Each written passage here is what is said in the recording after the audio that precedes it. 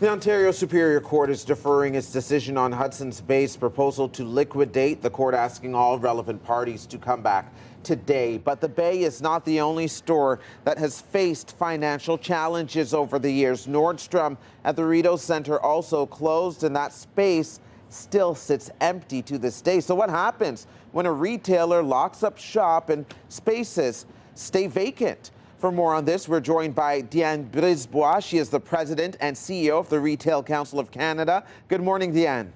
Good morning, Stefan. Thank you so much for being with us. You know, us here in Ottawa, we passed through the Rideau Centre, what was once a Sears turned Nordstrom, and now all the boards are up, and it has been years. Doesn't feel like it's been years. It has been years of that space sitting empty. Walk us through what happens when something like this takes place. Well, as you said, there's an enormous amount of space that becomes vacant. And in most cases, the stores that were mentioned just before we started chatting are often anchor stores.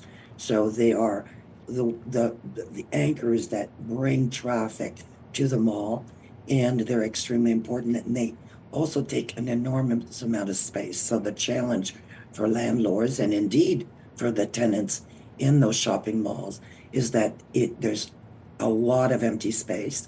It does not create as much foot traffic, so it makes it very challenging. So landlords are going to have a difficult time finding a tenant of that size to replace the tenants that they will be losing. So in this case, we're talking about the Hudson Bay. And so many of the landlords right now are thinking of redevelopment. I think you may have seen that in some cases they're building condos, so mix real estate to try to respond to that. But right now, it will sit as empty space for a while, unfortunately. Let's expand on the trickle-down effect, because as you mentioned, these were anchor stores, flagship stores to get people through the doors. Obviously, this must have an impact on other retailers that occupy the mall. And how does that change their relationship, or even the amount of money they pay to the mall, or the amount of money the mall can charge them to be there with the less or fewer foot traffic? It's an excellent question, and it is a challenge because it really depends on your lease.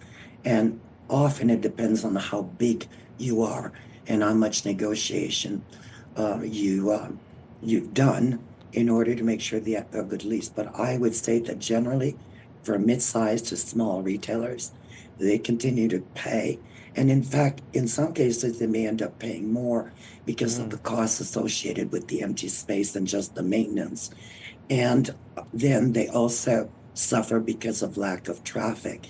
And there might be some traffic, if we're talking about liquidation at this point, there might be some traffic for a period of time. But when those stores close, there is a sharp decline. And so this is not only affecting the cost of doing business in the mall, but it's affecting their bottom line because they usually make less sales. What does this tell us as Canadian consumers? I know it's happening across North America to some degree, but it does feel as though American malls are faring a little bit better. Yes and no is the answer to that. The malls in the U.S. are also being challenged because it's affecting, you mentioned Nordstrom a bit earlier on. So what we call the traditional department store is being challenged right across North America and in fact in other parts of the world. And so, but in Canada, the challenge is that we have a much smaller population, less malls. So when a major player is exiting the market, we are impacted much faster and at a greater extent, if I can say that. And Canadian consumers feel it immediately. I mean, Hudson Bay is an iconic brand. It has been an anchor department store for as long as shopping centers have existed in Canada.